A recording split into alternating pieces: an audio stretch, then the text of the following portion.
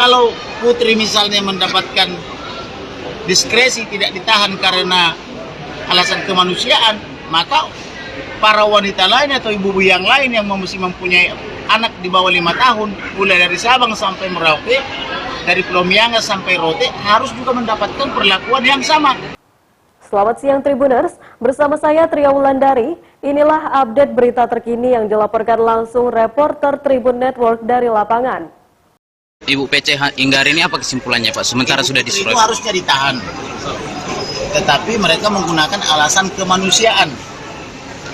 Ya memang tersangka Putri itu manusia, bukan hewan kan begitu. Jadi kalau dipakai alasan kemanusiaan, semua juga tersangka terdakwa itu manusia.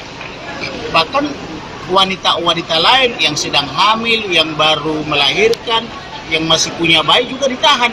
Kenapa buat yang lain tidak berlaku alasan kemanusiaan?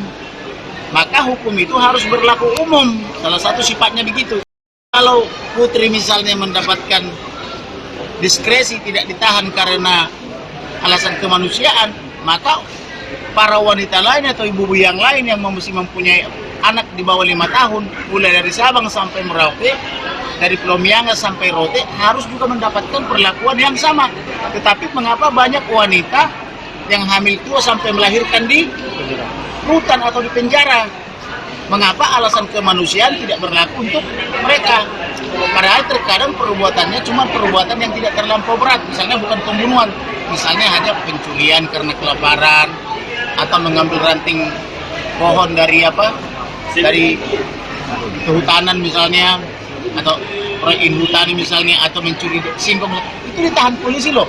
Oh ini membunuh, pembunuhan terencana.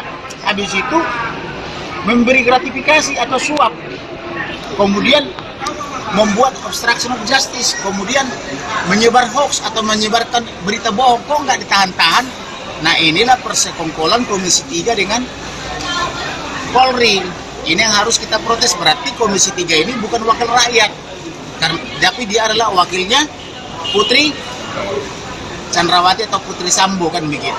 Terkait komentar Komnas HAM yang memvonis pastinya itu memang ada pelecehan seksual, sama Bagaimana? Komnas HAM kan ada kasih statement itu Pak. Komnas HAM. Ya. Kenapa Komnas HAM? Melakukan pelecehan seksual. Masih mengangkat kembali isu seksual gitu. Mengangkat kembali isu. Jadi mengenai tuduhan Komnas HAM, Komnas Perempuan, Kompolnas, itu kita harus waspadai. Mengapa mereka ini terus mengatakan dugaan pelecehan seksual padahal sudah SP3? Kan laporan mengenai pelecehan seksual itu kan tidak terbukti atau tidak ditemukan buktinya, atau tidak terjadi menurut Dirtipidum Barreskrim Polri maupun oleh Kabarreskrim Polri. Yang terjadilah pembunuhan terencana, kan gitu. Nah, tapi kenapa mereka selalu mengatakan pelecehan? Mungkin atau diduga mereka telah melakukan kontrak di awal, harus selalu mengatakan itu. Dan di balik kontrak ini mungkin ada prestasi.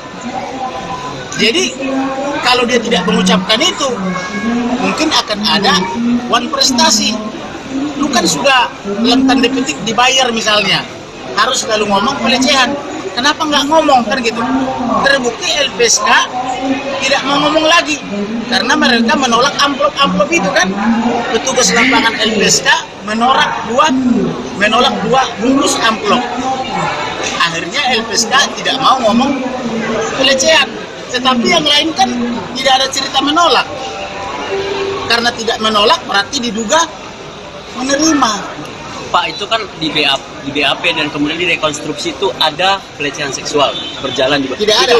Tidak, Pak. Dalam rekonstruksi tidak ada. Itu nanti tanggapannya kemudian apakah itu ada kekhawatiran dari pihak kuasa hukum Joshua ketika di persidangan itu dihadirkan saksi-saksi yang ada pada saat itu. Apa antisipasi? Jadi begini, itu kan pelecehan seksual kan tuduhan, Ya. dan itu sudah SP3. Tetapi andaikan atau andaikan ada pelecehan seksual misalnya, kan tidak harus dibunuh toh? Ya.